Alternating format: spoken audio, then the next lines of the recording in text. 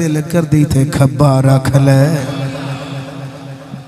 بھائی بھائیاں دے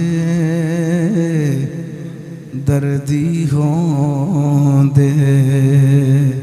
تے بھائی بھائیاں دیاں باواں باپ سراں دے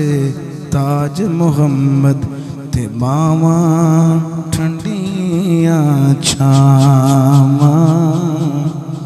تسی بھی ساڑھے بھائی بنو جی درد بنڈاؤ تھوڑا جاؤ میرے نبی دی بارگاہ دے اندر حضرت حفصہ دے پہلے شوہر خنیس بن حذافہ نے وہ مقام حاصل کیتا جڑا بہت کم لوگوں نے ملیا پیش کرنا حضرت